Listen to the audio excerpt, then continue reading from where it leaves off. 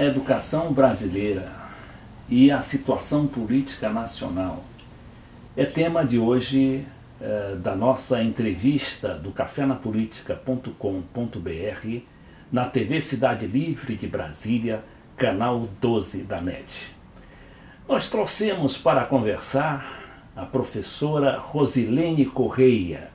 Rosilene Correia é diretora do Sindicato de Professores do Distrito Federal, o SINPRO, e também membro da CUT, membro do Diretório Nacional da CUT. Claro que ela é uma pessoa envolvida com a política nacional, com a política atual do governo Dilma, por pertencer à CUT e por pertencer também aos movimentos sociais que estão defendendo a democracia. Rose, é um prazer estar aqui com você. Esse prazer é todo meu, eu agradeço aquele espaço com vocês. Então, nós, Rose, poderíamos começar com a questão educacional, né? Mas dada a premência da situação política, né, com essa coisa aí do impeachment, a gente não poderia deixar de fazer uma análise, né, ainda que breve, sobre o que aconteceu no Brasil para se chegar a esse ponto de se tentar não só destituir a presidenta da República, como também fazer uma ruptura institucional, coisa que o país não via há mais de 30 anos.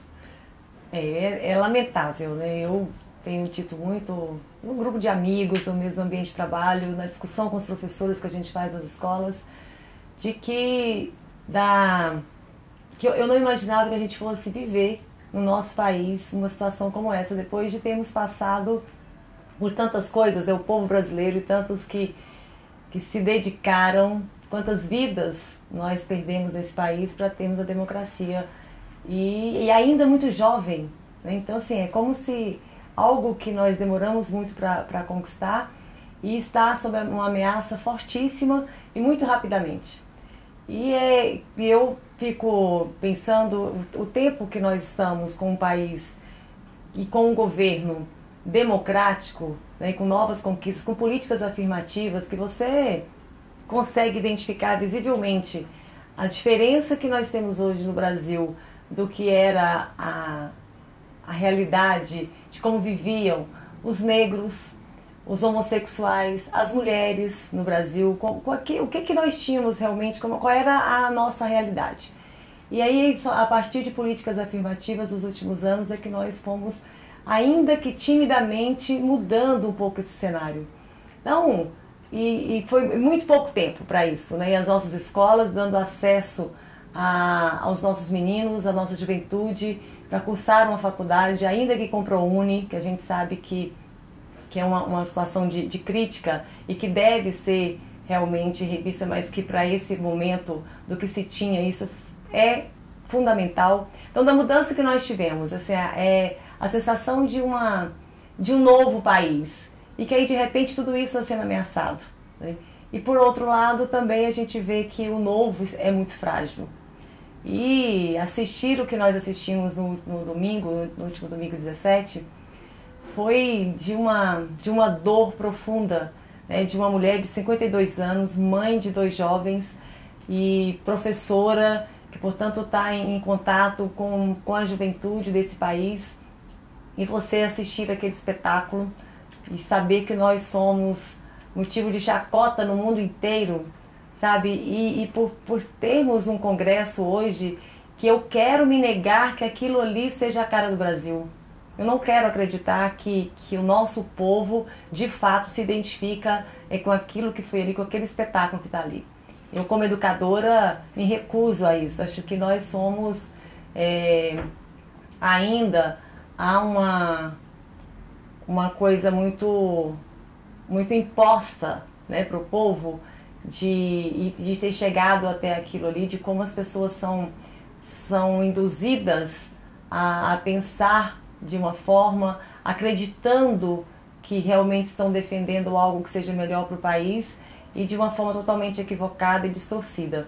Então é preciso refletir muito e principalmente identificarmos onde estão os erros que foram cometidos, porque nós temos uma responsabilidade enorme por esse país, e nós que somos trabalhadores da educação, mais do que qualquer outros, né? Porque nós é que estamos ali no dia a dia formando o cidadão e a cidadã. Então a nós cabe ali uma responsabilidade muito grande. Sim, Rosilene Correia, que é a nossa entrevistada de hoje. Rosilene, eu tinha lhe perguntado como é que se chegou a isso. Se fala muito que houve uma certa acomodação, né, das forças governistas, eu não digo nem da base governamental, porque a base sempre foi muito movediça, né? Principalmente ela girava mais em torno de cargos do que propriamente de políticas, né? Mas os grandes atores da política, né? Dessa política que você falou, né? De promoção, né? De favorecer os desfavorecidos, as minorias, né? As minorias, né? O cuidado com a cidadania, tudo isso. Mas foi digamos assim, o ferrugem do governo, o longo tempo em governo que tornou essa turma mais acomodada e não se preparou, não é, para eventuais desafios, como é esse desafio, por exemplo, do crescimento da direita, né? Que a direita, a gente aqui, ela de tão envergonhada, ela nem metia a cara. E de repente surge uma direita forte, trazendo multidões, eu sei que são multidões. De se manifestar, né? Pois é, mas uma multidão que a gente sabe, não é uma multidão só de elite, né? A gente vê lá, não tem negro, não tem pobre, não tem morro, não é? Então, o que é que você acha? O PT se acomodou? Essas forças progressistas achavam que ficariam eternamente no poder sem ser desafiadas? Olha, eu vejo que, primeiro, houve um erro e que isso a gente avalia já não de agora, não depois de 2013, porque esse cenário todo ele começa em 2013 com aquelas manifestações, a gente não pode descolar esses dois momentos. Acho que ali, hoje, é muito resultado do que nós vivemos em 2013, aquelas manifestações de junho de 2013. Exatamente. Né? Aquilo aparentemente não era contra ninguém, era apenas uma manifestação utilitária, né? Para ver negócio de passagem, não era? Começou com o passe livre. Mas parece que aquilo também foi um teste, na realidade, né, das grandes forças que estavam por baixo ali. Ali tinham, a origem foi ali, mas que rapidamente as pessoas se apropriaram daquilo e de forma muito organizada, com financiamentos, a gente sabe disso. Só que aquilo acabou gerando esse clima, né, de que nós temos que romper com tudo isso. E dali começou essa história de que não queremos partido. Lembra que em 2013 isso era muito forte, não queremos bandeiras. Era a criminalização da política. A criminalização da política. E é esse sentimento que está muito forte hoje. Se você... E o que tá... A gente percebe, depois do espetáculo de domingo, muita gente, principalmente a juventude, estão com o discurso de que não queremos ninguém. Então o Temer também não serve, o Cunha também não. E isso é o que pode acontecer de pior no nosso país. Assim, como é que você quer uma nação livre de homens e mulheres com seus direitos, mas você ao mesmo tempo não reconhece. Renega a institucionalidade. Né? Então assim, isso é insustentável, não pode. Porque tem que seja tudo como errado. For, o Temer é o sucessor legal da presidente da República. E se né? você está se manifestando contrário ao que está, você tem que apontar qual é a alternativa. E a alternativa que se tem hoje, que quem está defendendo o impeachment está obrigatoriamente defendendo que o Temer assuma. E o Eduardo Cunha como vice. E o Eduardo Cunha como vice. Então é isso que está posto. E as pessoas, não, mas eu não estou defendendo, acho que não tem que ser ninguém. Mas não adianta achar ou gostar ou não gostar. É isso que está posto, né? E voltando à questão do partido durante esse tempo. A gente avalia internamente, nas reuniões partidárias, de que, primeiro assim, o PT passou a governar e aí se esqueceu de fazer a tarefa de casa com o partido, né? Ocupa-se o espaço de governo e deixou de ser partido. Porque eu ser presidenta da República no partido PDT, ou PMDB, ou do PT, eu tenho uma função que é para a qual eu fui eleita. Mas o meu partido tem que continuar caminhando e cumprindo o seu papel.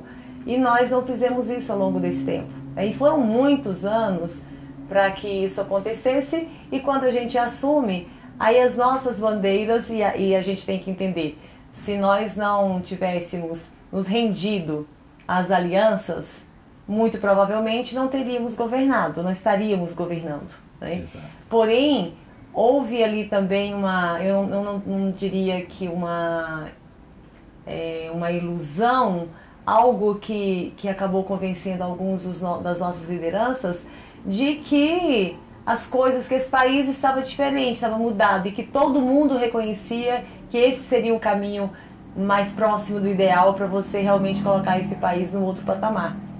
Acreditando que aqueles que sempre dominaram esse país e que sempre tiraram proveito disso, estariam mudando também, né? E reconhecendo uma nova política e legitimando. E agora a prova está aí, de que, na verdade, houve sim, digamos que um recuo, mas que, na verdade, isso estava sendo muito bem orquestrado para o momento certo a essa crise ser posta. Porque nós vivemos uma crise hoje, que todo mundo acho que já está convencido disso, que você tem uma crise política que fez com que uma crise econômica acontecesse. Eu assisti outro dia um debate e que uma historiadora, inclusive da Unicamp, perguntou em que momento foi que esse governo passou a ser incompetente, né? Aí o outro entrevistado falou, porque desde que a presidenta assumiu, que as coisas estão desandando e tal. Aí ela foi disso, olha, para mim esse governo passou a ser incompetente no momento em que os veículos de comunicação do Brasil decidiram que seria um governo incompetente. E é isso, né? Passou-se a divulgar que nós estávamos vivendo uma crise profunda da economia e aí isso foi realmente se aprofundando devido à crise política e que aí a economia faz com que a crise política também se aprofunde, ou seja, há um jogo de interesse muito grande nisso e que infelizmente por causa desse domínio que nós temos hoje, especialmente da Rede Globo, as pessoas foram se convencendo disso, né? De que o país realmente está fracassado, de que essa política está fracassada, de que nós estamos à beira do abismo.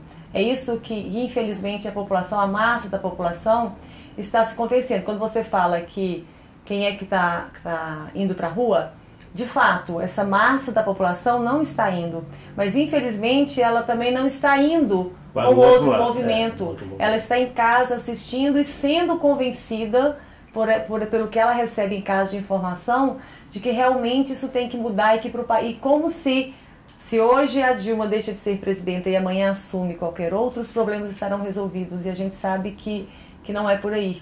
E exatamente quem mais vai pagar por isso são esses que estão em casa sendo convencidos de que precisa mudar, né? E que não há uma reação.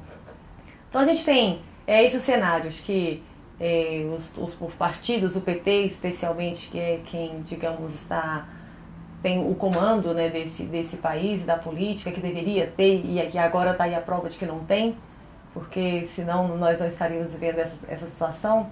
Acho que pecou nisso ao longo desses anos, desde que assumiu o governo, de fugir, abandonar as suas bases sociais, né? Que é isso que aconteceu. Os movimentos ficaram sem espaço, embora a gente tenha uma relação muito mais democrática, mas os movimentos que foram feitos, as políticas que foram feitas para você ter mudanças estruturais nesse país, elas não aconteceram. Então, muitas bandeiras que o PT foi eleito para fazer com que elas realmente fossem implementadas no país, isso não aconteceu. Nós temos o Movimento Sem Terra, que hoje a reforma agrária é uma coisa absolutamente tímida, embora muito maior do que governos anteriores, mas poderia ser muito diferente. A democratização que nós tanto sonhamos da mídia no Brasil, e a comunicação no Brasil continua aí sendo nas mãos de poucos e hoje fortemente concentrada e muito mais inimiga do povo brasileiro do que em outras épocas. Correto. Rose, nós estamos chegando ao final do primeiro bloco e vamos voltar com o segundo bloco falando exclusivamente de educação, né? A situação dos professores, a situação dos alunos e sobretudo o que há de perspectiva para a nova realidade brasileira que surgia a partir dessa coisa de impeachment. Ganha o impeachment ou não ganha o impeachment? Daqui a pouco. Quem tem medo de Hugo Chávez? Uma abordagem sobre a nova América Latina. Suas taxas de crescimento com inclusão social, que dão inveja à Europa. Mais do que um livro, esta é uma análise do blogueiro FC Leite Filho. Das políticas de Chávez, Lula, Dilma, Cristina Kirchner, Evo Morales, Rafael Correa e Daniel Ortega, que nos arrancaram das políticas de arroxo e nos mantêm longe da crise que afunda os europeus e até mesmo os Estados Unidos. Quem tem medo de Hugo Chávez? Leitura obrigatória.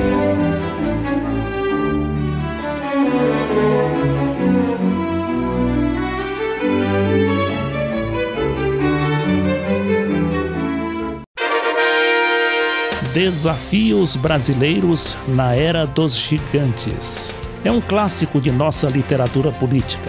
Seu autor, o embaixador Samuel Pinheiro Guimarães, focaliza cada um dos 12 capítulos do livro numa série de entrevistas ancoradas pelo jornalista Beto Almeida. TV Cidade Livre de Brasília, levando a você a informação que não chega pela mídia tradicional.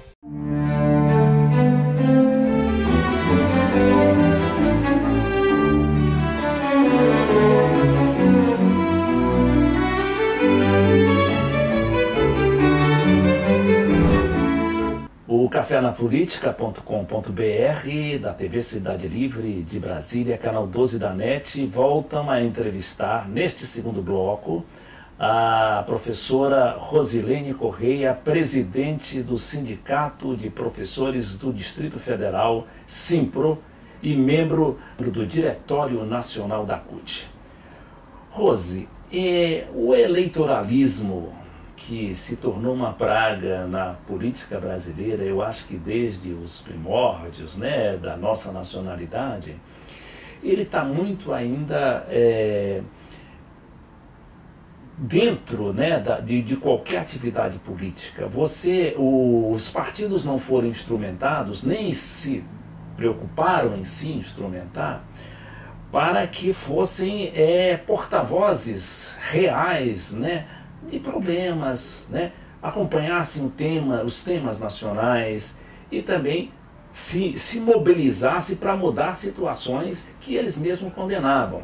Então se admite, quer dizer, se atribui, inclusive, né, a essa situação, o fato de o PT ter também descuidado da educação, não só da comunicação, né, apesar dos avanços que houve, né?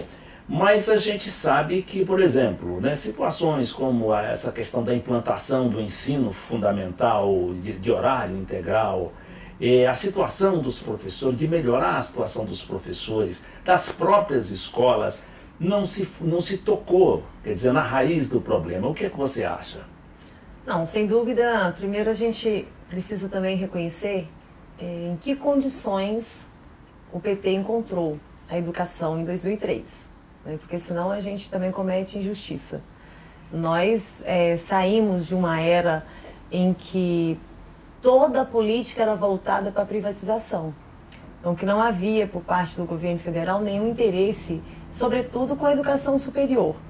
Nós vivemos uma era em que, do ministro Paulo Renato? Paulo Renato? Do Fernando Henrique. Exatamente. Em que qualquer escolinha, quando você passava numa semana era uma escolinha, na outra semana era uma faculdade. Então foi uma privatização, assim, e sem construção, sem ampliação de universidades. Nós passamos os 8 anos de FHC quase que no zero, em termos de ampliação de oferta para ensino superior. E nos 2 governos Lula, nós tivemos cerca de 40 campos universitários. Então isso é de uma diferença, assim, gritante, né? Agora, nós estamos ainda, Leite, muito, mas muito distantes do que é o mínimo para a educação pública de um país. Nós temos ainda a realidade de crianças que saem de casa às 4 da manhã no transporte para ir para uma escola, porque não tem uma escola próxima de casa, isso falando da educação do campo, né? Então, você tem crianças de 8 aninhos que às 4 da manhã entra no carro e entra dormindo para chegar na escola às 7 da manhã. Então, isso é um crime. E a gente ainda vive uma realidade dessa e não muito distante de Brasília, posso te garantir. Então, e aí você tem, mas por outro lado, nós passamos aqui no Distrito Federal 50 anos sem construção de creche pública. No governo, na gestão do Agnello, claro que com o convênio com o MEC, então é a política federal, né, do MEC, nós recebemos para Brasília já o projeto para 112 creches, sendo que quando o Agnello terminou o governo, nós já estávamos com 1/3 dessas creches já entregas e funcionando. Claro que tem problemas, um deles é que nós entendemos que tem que ser a creche 100% pública, mas nós temos ainda a realidade do público-privado, a gestão das creches não é pública, né? Então nós temos críticas a respeito, mas a creche está lá e as crianças estão sendo atendidas. Então foram 50 anos no zero. Então de repente você tem uma política que é um salto de 0 para mais de 100 creches, é muita coisa, né? Mas quando você fala da estrutura realmente, então nós temos milhares de jovens que tiveram acesso à faculdade através do ProUni.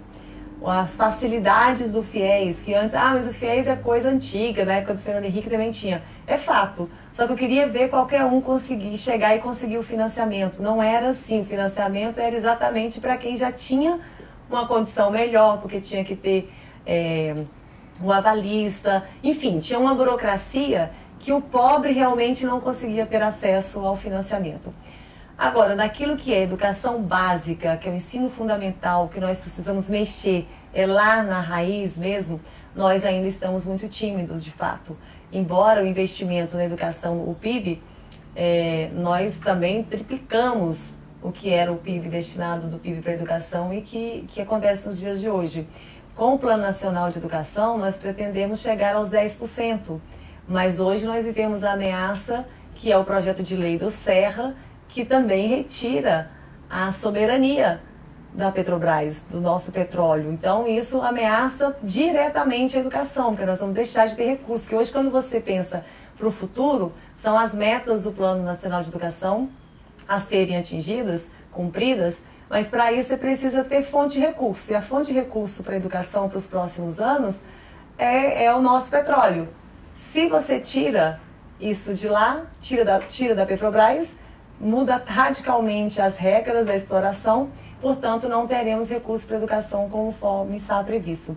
Saímos de uma condição de salarial, né, falando da questão agora mais corporativista, que era da realidade de você ter professores ganhando salário mínimo, em alguns municípios até menos que isso, para uma lei nacional do piso, que aí estabelece o mínimo. Nenhum professor pode ganhar menos do que aquilo, é a partir daquele mínimo. Mas isso é cumprido? Então, mas ainda hoje nós temos alguns municípios e alguns estados que insistem em descumprir a lei ou no mínimo fazer alguns arranjos, uma maquiagem que se faz para cumprir com a lei, utilizando algumas gratificações como se fosse o vencimento. Então a gente ainda vive isso, mas houve pelo menos o reconhecimento do governo federal, e isso ainda foi governo Lula, a lei do piso para se estabelecer e obrigar que todo município e todo estado tenha que ter um plano de cargos e salários, o plano de carreira do servidor da educação, não só para o professor, mas para todo trabalhador da educação. Então isso também nos dá um mínimo de garantia, né? Mas é claro que tudo ainda, nós estamos ainda num processo muito inicial de que não houve ruptura. Isso falando do ponto de vista corporativista, né? E aí quando você fala que é o que realmente importa, o que nós conseguimos mudar na educação propriamente dita para esse país, né? Nós ainda estamos, as nossas escolas, ainda temos escolas precárias. Aqui, na capital do país, nós temos escola que tem 30 anos que a escola foi construída para ser provisória e até hoje não foi realmente construída uma escola de acordo com o que a população merece ter, que os nossos alunos... Então você ainda tem uma situação... Isso aqui, né? Falando de Brasília, você imagina o que tem por aí. Pois é, outra coisa também, Rose, que me preocupa é você entregar a educação básica, que é o primário, né, o primeiro Sim. grau, às prefeituras, né? A gente sabe, né, como esses prefeitos, como o sistema político, eleitoral, ele é permissivo, né? Então, você tem muita coisa, tem muito desvio de verba nesse sentido. Você não acha que chegou o momento de também o governo federal se preocupar mais efetivamente com a educação básica? Olha, eu vejo, Leite, que a solução... Eu não sou muito favorável a centralizar tudo na União. Eu acho o contrário. Quando você descentraliza, você permite maior controle, inclusive mais de perto. O que nós precisamos é que aí sim o governo federal tem responsabilidade, mas é fazer com que... Nós temos que ter políticas que façam com que a população assuma. Nós temos aqui a lei de gestão democrática, mas que infelizmente ainda também está muito distante do ideal e daquilo que está na lei, acaba sendo reduzida ao processo de eleição do diretor e vice-diretor. E não é isso. Então, lá no município, como é que a gente pode mudar essa realidade e as coisas acontecerem e não acontecer realmente o desvio de verbas, que a escola, que o recurso que chega seja aplicado na educação, que a gente sabe que isso infelizmente não acontece muitas vezes. É que a população precisa participar, nós precisamos da comunidade escolar dentro da escola, sendo fiscalizadora sim. Entende? Ela tem que acompanhar de perto qual é o recurso que a prefeitura recebe, para onde está indo, que merenda estão comprando para esses meninos, porque recursos existem nesse país. A educação, como eu disse, aumentou muito o investimento na educação. Agora, você tem razão, quando esse recurso chega lá na ponta, ele já se perdeu. E a única forma que nós temos de solucionar, porque também se você centraliza mecanismos para chegar de controle até lá na ponta, lá na cidadezinha, lá no interior do Piauí, lá no interior de Goiás, você consegue ter um controle maior se isso for feito lá na própria cidade. Agora nós precisamos criar as condições, permitir que as pessoas participem. E infelizmente a gente ainda vive um regime aí que é de centralismo de poder, independente do tamanho. E, infelizmente você assiste o tempo todo de denúncias de prefeituras. E São Paulo, aí você não vai lá no interior não, você vai para São Paulo com desvio de dinheiro da merenda, como foi denunciado agora recentemente, mas ninguém fala disso. Então o governo de São Paulo estava desviando dinheiro da merenda escolar das crianças, e isso em plena capital de São Paulo, né? Pois, antes que cheguemos ao final deste segundo bloco, do qual nos já estamos aproximando, eu queria só saber de uma avaliação sua sobre o ensino integral. Como é que está sendo implantado esse programa do governo? Também muito tímido. E aí eu posso falar muito por Brasília, né, pelo Distrito Federal, que nós tivemos um retrocesso, iniciamos aí com um processo que a ideia era que isso atingisse 100%. É claro que você não consegue fazer isso em pouco tempo, porque você tem que ter muito mais investimento. E, infelizmente, Leite, a educação ainda é vista como despesa e não como investimento. É esse o grande problema que nós temos na educação. Tudo custa muito. Aqui nós temos mais de 500 mil de alunos que são atendidos diariamente nessas escolas. Então, é claro que isso vai ter uma despesa, evidente. E se você quer qualidade, quer bom resultado, tem que ter bom investimento. Então, a educação integral, porque não é o tempo integral, porque aqui tem que a gente fala que costuma disfarçar, né? Porque o que nós entendemos como educação integral é, além do aluno permanecer na escola o dia todo, mas é ele de fato receber uma educação que seja ampla. E que fazer os deveres na escola, os deveres na escola, ele ter, inclusive, garantido a ele a prática de esporte, que ele tenha artes, que ele tenha lá o teatro na escola, que ele possa... É isso, assim, é mais do que o conteúdo de português, geografia, matemática e inglês. É ele ter esse reforço no outro turno, que também é essencial, aquele aluno que tem mais dificuldade. Mas é que ele possa realmente ter uma formação global. É isso que nós precisamos, e não deixar nossos meninos na rua. Aí aqui o que nós temos, a maioria das vezes, os alunos são transportados de ônibus para uma outra escola, no caso, muitas vezes a escola parque, que não atende a todo mundo, para ter um outro tipo de atividade. E não no próprio ambiente, que é esse que é o ideal, onde você tenha refeitórios decentes para esses alunos, que eles tenham uma alimentação balanceada. A isso até que a gente tem que reconhecer que tem sido feito, mas a educação propriamente, essa educação rica, essa educação plural, que você precisa oferecer para os nossos meninos, para que eles realmente, quando saem do portão da escola para fora, eles saem reconhecendo o direito do outro, eles saem se reconhecendo enquanto cidadão e com direitos lá fora. Então a gente precisa dessa educação que nós precisamos, né? E ainda é muito de faz de conta. Tá bom. Muito obrigado, então, Rosilene Correia, presidente do Sindicato dos Professores do Distrito Federal. o Simpro e membro do Diretório Nacional da CUT. Estivemos falando esta meia hora de crise nacional e, sobretudo, de educação. É muita crise, né, Leite? Que nós teremos aí dias difíceis pela frente, com impeachment ou sem impeachment, com certeza a classe trabalhadora terá que enfrentar muita dureza. E aí nós, mais do que nunca, esse povo desse Brasil que é tão forte vai se manter unido e nós com certeza teremos a nossa democracia garantida. E muito obrigada pelo espaço. Muito obrigado também aos telespectadores e internautas.